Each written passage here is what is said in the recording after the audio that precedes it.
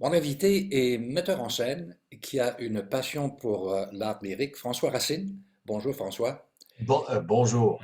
En faire des lumières, ça me semble, bon, c'est un concert unique là, mais ça me semble en même temps une aventure qui ferait rêver n'importe quel metteur en scène. L'enfer des lumières à la salle Ludger du Vernet du Monument National, les premiers et deux. Raconte-moi un peu cette histoire, c'est un peu fou, non? Oui, c'est un beau délire, je dirais. Et c'est parti d'une initiative de Nicolas Ellis, le chef en titre à l'Orchestre de l'Agora, Ouais. qui a eu l'idée de monter tout un répertoire autour de la notion de l'enfer, mais tout un répertoire autour du baroque français. Donc, Gluck, Rameau, 18e Lully, siècle. exactement. Ouais. et, et de voir quels étaient leurs rapports à la mythologie et l'enfer. Donc, il y a l'enfer sur Terre, mais il y a l'enfer sous Terre, avec Orphée qui descend aux enfers pour aller chercher son Eurydice. L'enfer du destin, où on se retrouve pris dans le sort qui nous est jeté par Pluton. L'enfer de l'amour et de la vengeance, où Armide veut tuer Renaud, mais tombe en amour devant lui quand elle le voit endormi à ses pieds, puis elle hésite. Et ça va jusqu'à finalement, donc, vous voyez, on évolue, on parle de cette notion d'enfer Ouais. pour sortir et monter vers la lumière.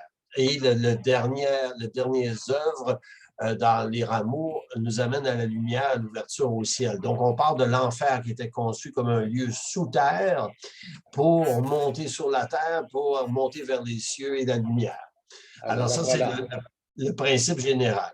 Ouais. Alors là, Et tout, voilà. voilà, On est dans l'univers de Rameau, Gluck, Lully, oui, et à partir de ça, on voyage. On voyage dans les enfers.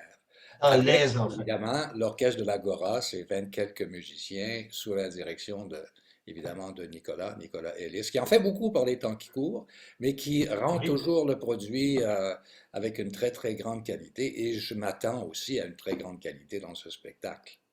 Oh, vous allez, je le trouve, moi, c'est la première fois que je travaille avec Nicolas et je le trouve précis, inspiré, d'une très grande intelligence et je trouve que c'est un très grand musicien. Et il a une connaissance de la voix, malgré son jeune âge, je me permets de dire ça, vu le mien, vu mon vieil âge. Euh, il est donc à l'écoute des chanteurs et il arrive à créer cette symbiose entre l'orchestre et les chanteurs et à créer, à aller chercher la passion. Et c'est là qu'on se rejoint beaucoup. Lui, il parle en termes musicaux, moi, je parle en termes, en tant que directeur d'acteur, en tant qu'émotion, mouvement, etc. Mais on parle de la même chose. Et c'est ce qu'on réalise. Lui, il parle de pianissimo, moi, je vais parler de douceur. Lui, il va parler de forte, moi, je vais parler de dynamisme. Alors, on est dans les mêmes évocations, mais avec des mots différents. Alors, on retrouvera sur scène, à la salle Ludger du Vernet, au Monument National les 1er et 2 mars, 10 chanteurs qui, en ce moment, sont liés à l'Atelier lyrique de l'Opéra de Montréal. C'est une Exactement. nouvelle génération de chanteurs. Ils arrivent avec une préparation qui est récente, qui est moderne, qui est branchée sur à la fois la présence sur scène et le théâtre, en plus d'avoir les voix qui sont magnifiques. Exactement. Et on voit de plus en plus ce type de chanteurs-là euh, qui sont au fait de l'actualité, je dirais, lyrique. Ces chanteurs-là ont probablement des voix extraordinaires, euh, jouent avec vraisemblance, contrairement à ce qu'on reprochait aux chanteurs à l'époque, bougent. Et croyez-moi, moi, je les fais bouger. Je n'ai aucune limite par rapport à ça. Donc, la scénographie est très limitée. J'ai des escaliers que je fais circuler ici et là. Ils sont en costume, des costumes d'ailleurs qui sont magnifiques et qui ont été conçus par Elisabeth Daigle, des costumes actualisés où on a mélangé le baroque avec le contemporain. Ça donne une allure très particulière. Et là, moi, j'ai travaillé ça sans réserve. Je leur ai dit, vous allez bouger. Donc, ils se retrouvent au sol, debout, dans les escaliers, en mouvement, en interaction, etc., etc. Parfois, c'est à la limite de l'acrobatie. Et Les chanteurs de l'atelier s'y prêtent, sont éloquents et sont surprenants. Moi, je veux vous dire, les spectateurs qui vont voir ce spectacle-là, ce n'est pas un récital, c'est une mise en scène d'une version concert. Donc, il y a gestuel, il y a interaction, il y a jeu. On implique, il y a un rapport avec l'orchestre aussi scénique. Tout ça dans des éclairages d'Anne-Marie Lecourt qui vont, je crois, créer la symbiose totale entre les deux plans, le plan de l'orchestre et le plan du jeu. De mémoire, François, qui sont ces deux personnages que l'on voit avec Nicolas Ellis en arrière-plan? Le premier personnage qui nous fait face, c'est Sidney, qui va interpréter. Attendez, je veux donner son nom de famille, je ne vais pas me tromper. Mhm. Sidney Frodsham, j'espère que je prononce bien son nom, je l'appelle que Sidney en répétition. Elle joue le rôle d'Orphée, d'Orphée qui descend aux enfers pour aller chercher son Eurydice. Et qui est confronté donc aux personnages infernaux. Il y en a un là, qui est interprété par notre ami Michel Eusebio, qu'on voit un peu en retrait. Alors, il représente un des démons qui habite cet enfer où Eurydice descend. Alors déjà, on aperçoit l'intention dans le visage et les yeux de ces deux acteurs finalement, ces deux Absolument. chanteurs, chanteurs, chanteuses, mais Oui, qui sont pour l'occasion des acteurs. exactement. Pour moi, j'approche toujours le travail de ce point de vue-là. Ce sont des acteurs qui doivent interpréter et jouer des passions. Et leur médium, ben, c'est la voix et le corps. Alors ça, il n'y a pas de concession. Mais par contre, il faut s'entendre, c'est que euh, jusqu'à une certaine limite, le chanteur peut jouer, peut être impliqué gestuellement, peut être dans toutes sortes de contorsions, blablabla, tant qu'on veut. Mais il arrive un moment donné où quand l'instrument requiert de performer des notes aiguës, des souffles immenses et des choses comme cela, on doit revenir à un rituel, quelque chose de plus sobre dans Parce le que, rapport physique.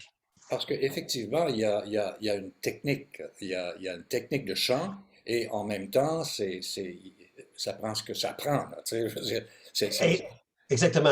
on est très loin de Madame Butterfly qui, à 53 ans, jouait le rôle d'une jeune femme, comprends-tu, d'une adolescente. exactement. On n'est plus là. Exactement. Non, on n'est plus là. Pas du tout.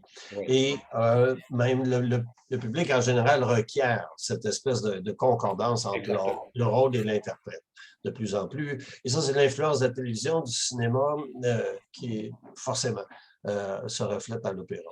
Alors, visuellement, François Racine, ça ressemble à quoi? Est-ce qu'on est dans un décor de théâtre ou est-ce Non, qu'on... Non. pas tout à fait.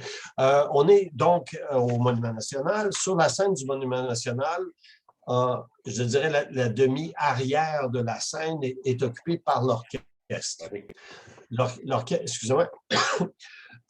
Donc, on voit l'orchestre et le chef. Derrière le chef, à mi-scène, on a ce qu'on appelle un tulle noir qui coupe la scène en deux. C'est une espèce pour les gens qui ne connaissent pas ça, c'est comme un très grand moustiquaire. Donc, l'avantage de ça, c'est que si j'éclaire devant le moustiquaire, je perds ce qui est à l'arrière Mhm. et vice-versa. Et devant ça, on se retrouve avec un plateau vide euh, qui est habité par quelques escaliers qui changent de configuration. Tout ça est assez sombre et noir. Par contre, les costumes sont dans les tons de crème et de blanc, donc les personnages se découpent.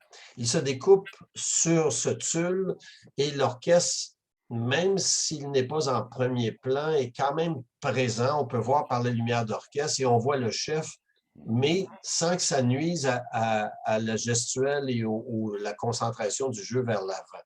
Parce que c'est bien intéressant de regarder un violoncelliste ou une violoncelliste jouer, mais si son jeu nous éloigne du regard dramatique vers le personnage d'Orphée, par exemple, On ben veut là, pas on a un ça. problème. Alors, le tulle nous permet de filtrer un peu l'espace, ce qui fait qu'on a un espace assez épuré et où la lumière a donc une priorité, parce que c'est elle qui détermine où va l'œil du spectateur.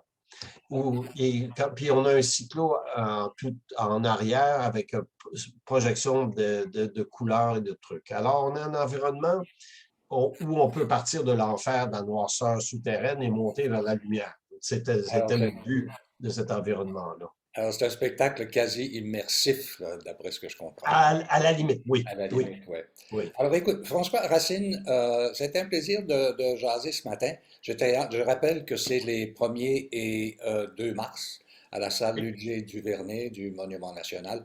Le son dans cette salle-là est remarquable aussi. C'est feutré, oui, c'est propice pour la voix et c'est bon pour l'orchestre aussi. oui. Alors, j'invite les gens à se procurer des billets. Vous allez sur le site tout simplement de l'orchestre de l'Agora et ça vous dirige vers un endroit où vous pouvez vous procurer vos billets. François Racine, merci beaucoup. C'est moi qui vous remercie. Un mot de Cambronne pour les premiers et surtout pour le 1er mars, la soirée d'ouverture. Bonne journée. Au revoir. Merci.